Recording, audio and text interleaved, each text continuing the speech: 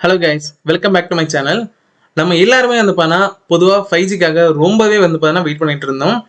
5G பற்றி நிறைய update வந்துச்சே தவிர 5G இந்தியாவில் எப்போ லான்ச் ஆகும் அப்படின்ற அப்டேட் யாருக்குமே தெரியாது. நம்ம எல்லாருக்கும் இருந்த ஒரே கேள்வி 5G எப்போ தான்ப்பா இந்தியாவில் லான்ச் ஆகும் அப்படின்றது மட்டும்தான். அது மட்டும் இல்லாமல் லாஸ்ட் 1 இயராக இந்தியாவில் லான்ச் ஆகிற எல்லா மொபைலுமே வந்து பார்த்தா ஆல்மோஸ்ட் 5G மொபைலாக தான் லான்ச் ஆச்சு. அட நிறைய யூசர்ஸ் வந்து பார்த்தீங்கன்னா 5G மொபைல் வாங்கி வச்சுட்டு சர்வீஸ் எப்போதான்ப்பா கொண்டு வருவீங்க அப்படின்ற மாதிரி ரொம்ப நாளாவே வெயிட் பண்ணிட்டு இருந்தாங்க. ஒரு காலகட்டத்தில் அவங்க இந்த நிலைமைக்கே வந்துட்டாங்கன்னு கூட சொல்லலாம். இதுக்கு மேல தாங்க முடியாது குருநாதா. ஆனா ஃபைனலா 5G வந்து பார்த்தீங்கன்னா இந்தியாவில் நேற்று சக்ஸஸ்ஃபுல்லாக லான்ச் பண்ணிட்டாங்க. நிறைய யூடியூபர்ஸ் 5G பற்றின பேசிக் இன்ஃபர்மேஷன் அப்பப்போ கொடுத்து தான் இருந்தாங்க. ஆனால் எந்தெந்த சிட்டிஸ்க்கு வரும்ன்றது யாருக்குமே அந்த அப்டேட் வந்து பார்த்தீங்கன்னா இது வரைக்கும் கிடையாது.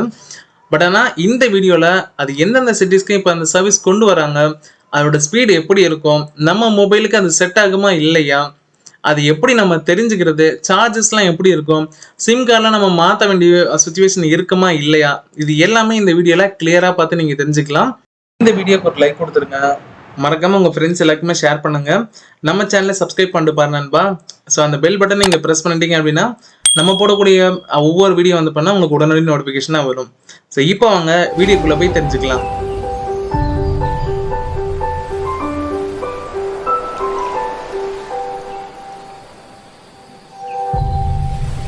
ஸோ இந்த 5G வந்து பார்த்தீங்கன்னா இந்தியாவில் 13 சிட்டிஸில் இப்போ வரைக்கும் லான்ச் பண்ணியிருக்காங்க.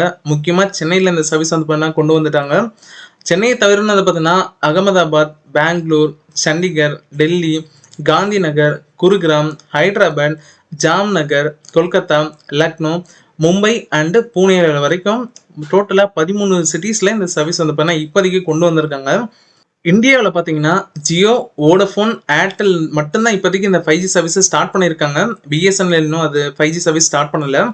5Gயோட மெயின் அட்வான்டேஜ் என்னன்னு பார்த்தீங்கன்னா இந்த 5G 4Gயை கம்பேர் பண்ணும்போது 10 மடங்கு ரொம்ப ஃபாஸ்ட்டாக இருக்குன்னு சொல்கிறாங்க. ஸோ கண்டிப்பாக நம்ம எல்லாருக்குமே தெரியும் 5G இந்த பண்ணால் 4Gயோட ஸ்பீடு அதிகமாக இருக்குன்றது. பட் ஆனால் டேட்டா ட்ரான்ஸ்ஃபர் ஸ்பீடு எந்த அளவுக்கு இருக்குன்னு பார்த்தீங்கன்னா மினிமம் ஸ்டார்டிங் வந்து பார்த்தீங்கன்னா ட்ரான்ஸ்ஃபர் ஸ்பீடு 100 மெகாபைட்ஸ்க்கு மேலே தான். ஸோ மேக்ஸிமம் 20 ஜிகாபைட்ஸ் வரைக்கும் நம்ம ஸ்பீடு ட்ரான்ஸ்ஃபர் ஸ்பீடு இருக்குன்னு சொல்கிறாங்க. ஸோ அது என்னன்றது நம்ம யூஸ் பண்ணும்போது தான் தெரியும். ஒரு இன்டர்நெட்டை பொறுத்த வரைக்கும் 3 ஃப்ரீக்வன்சி டைப் இருக்குது. High frequency, medium frequency and low frequency. இந்த 3 ஃப்ரீக்வன்சியை பற்றி நான் உங்களுக்கு என்னன்றது ஃபஸ்ட்டு சொல்கிறேன். ஸோ அப்போ தான் உங்களுக்கு எக்ஸ்பிளைன் பண்ணும்போது புரியும். ஹை ஃப்ரீக்வன்சின்னு என்னென்னு பார்த்தீங்கன்னா ஸோ உங்களுக்கு நீங்கள் எதிர்பார்க்கறத விட இன்டர்நெட் ஸ்பீடு ரொம்ப அதிகமாகவே கிடைக்கும். நம்ம நார்மலாக ஸ்பீடாகவே யூஸ் பண்ணிக்க முடியும். ஆனால் என்னென்னு பார்த்தீங்கன்னா ஒரு குறிப்பிட்ட கவரேஜ் ரேஞ்சுக்குள்ளே நீங்கள் இருந்தால் மட்டும் தான் அதை ஆக்சஸ் பண்ண முடியும். எல்லா இடத்துலையும் உங்களால் ஆக்சஸ் பண்ண முடியாது. மீடியம் ஃப்ரீக்வன்சியை பொறுத்த வரைக்கும் உங்களுக்கு இன்டர்நெட் ஸ்பீடு வந்து பண்ணால் நார்மலாக இருக்கும். எல்லா இடத்துலையும் யூஸ் பண்ண முடியும். ஆனால் ஒரு சில இடத்துல வந்து பண்ணால் உங்களுக்கு இன்டர்நெட் ட்ராப் ஆக வாய்ப்பு இருக்குது. லோ ஃப்ரீக்வன்சியை பொறுத்த வரைக்கும் வந்து பார்த்தீங்கன்னா இப்போ நீங்கள் வந்து பார்த்தீங்கன்னா உங்களுக்கு இன்டர்நெட் ஸ்பீடு கன்சிஸ்டண்ட்டாக கிடைக்கும். எந்த ட்ராப்பும் ஆக வாய்ப்பு இல்லை. ஆனால் ஸ்பீடு வந்து பண்ணால் ரொம்ப கம்மியாக இருக்கும். ஸோ ஆல்ரெடி நான் இன்ஃபார்ம் பண்ணேன் ஹை ஃப்ரீக்வன்சி வந்து பண்ணால் நம்ம எல்லா இடத்துலையும் யூஸ் பண்ண முடியாதுன்றது. ஆனால் இந்த மீடியம் ஃப்ரீக்வன்சிக்கும் லோ ஃப்ரீக்வன்சிக்கும் அப்படி என்ன பெரிய வித்தியாசம்னு பார்த்தீங்கன்னா ஸோ ஏற்கனவே சொன்ன மாதிரி தான் மீடியம் ஃப்ரீக்வன்சி நமக்கு டேரெக்டாக வராது. ஸோ அதுக்கு நடுவில் வந்து பார்த்தீங்கன்னா ஒரு சில மரம், மலை அண்டு வீடோட அட்மாஸ்பியர், ஸோ இது எல்லாத்தையும் தாண்டி தான் அந்த ஃப்ரீக்வன்சி நம்மளுக்கு டேரெக்டாக வரும்.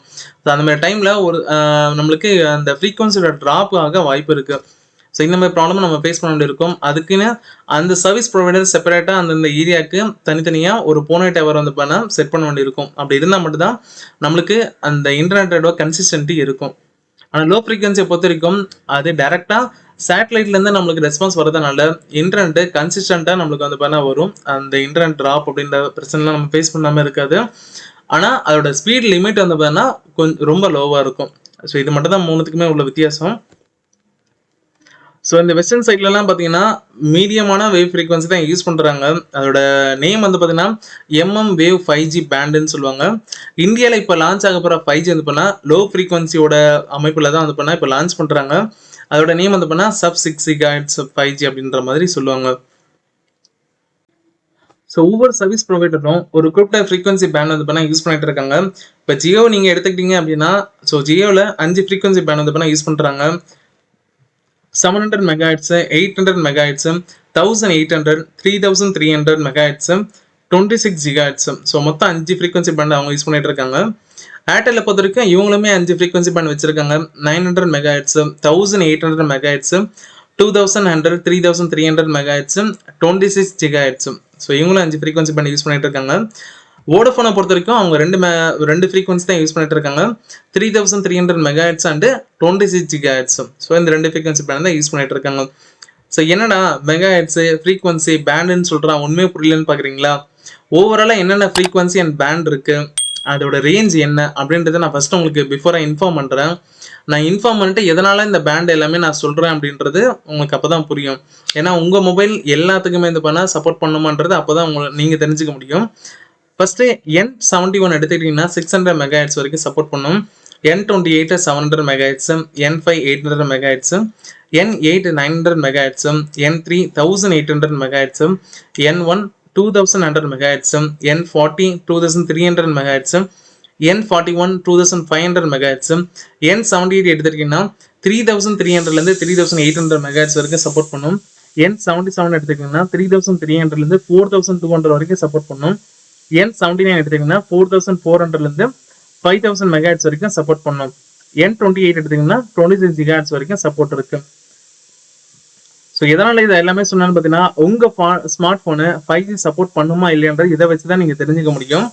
நம்ம என்னதான் 5G மொபைல் வச்சிருந்தாலும் நம்ம மொபைலுக்கு என்னென்ன பேண்ட்வித் சப்போர்ட் இருக்குன்னு நீங்க கண்டிப்பா தெரிஞ்சுக்கணும். அது எப்படி தெரிஞ்சுக்கணும்னு பார்த்தீங்கன்னா உங்க மொபைல்ல ப்ரௌசர் ஓப்பன் பண்ணிக்கோங்க. ப்ரௌசர்ல உங்க மொபைல் மாடலை டைப் பண்ணுங்க. ஸோ ஸ்பெசிஃபிகேஷன்ஸ் தனியாக கொடுத்துருப்பாங்க, அதை கிளிக் பண்ணிக்கோங்க. ஸ்பெசிஃபிகேஷன்ஸ்க்கு கீழே வந்து நீங்க பார்த்தீங்க அப்படின்னா செல் நெட்வொர்க் ஆர் பேண்ட் அப்படின்ற மாதிரி கொடுத்துருப்பாங்க. அதுல போயிட்டு இப்போ உங்க மொபைல் டியூவல் சிம்மா இருந்துச்சு அப்படின்னா சிம் 1 என்னென்ன பேண்ட்வித் சப்போர்ட் பண்ணும், சிம் 2 என்னென்ன பேண்ட் சப்போர்ட் பண்ணும் அப்படின்றது செப்பரேட்டாவே கொடுத்துருப்பாங்க. மறக்காம நீங்க உங்க போன் என்ன பேண்ட் சப்போர்ட் பண்ணுன்றது செக் பண்ணிக்கோங்க.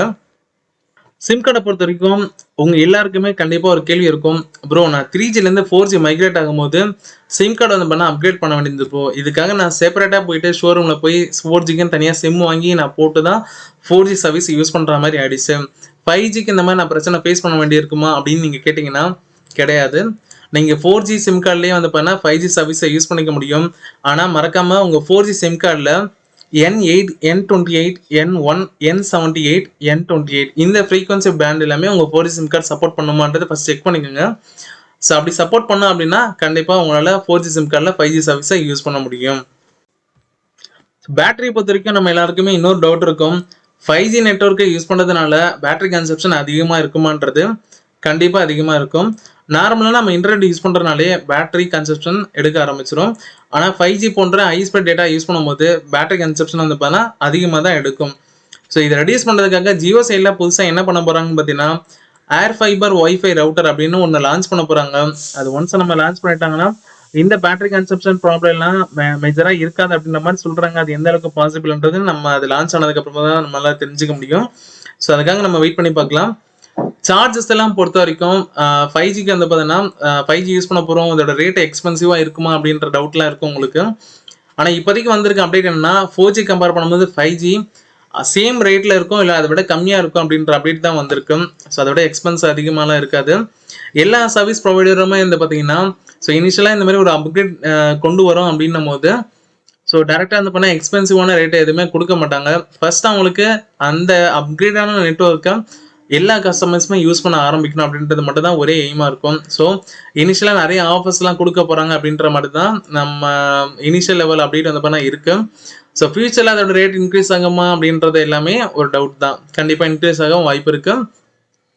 இந்த வீடியோல ஓரளவுக்கு நான் எல்லாமே கவர் பண்ணிட்டேன்னு நினைக்கிறேன். உங்களுக்கு வேற ஏதாவது டவுட் இருந்தா கண்டிப்பா கமெண்ட் பாக்ஸ் யூஸ் பண்ணுங்க. எல்லாரோட மெசேஜுக்கும் கண்டிப்பா நான் ரெஸ்பான்ஸ் பண்ணுவேன். இந்த வீடியோக்கு ஒரு லைக் கொடுத்துருங்க, உங்க ஃப்ரெண்ட்ஸ் எல்லாருக்குமே ஷேர் பண்ணுங்க. மறக்காம நம்ம சேனலை சப்ஸ்கிரைப் பண்ணிடுங்க. இதை தவிர வேற ஏதாவது நான் வீடியோ போடணும், வேற ஏதாவது உங்களுக்கு ரிவ்யூ பண்ணணும் அப்படின்னாலுமே கமெண்ட் பாக்ஸ்ல கண்டிப்பா சொல்லுங்க, அதுவும் நான் கண்டிப்பா பண்றேன். ஸோ நம்ம அடுத்த ஒரு நல்ல வீடியோல சந்திக்கலாம். பாய்.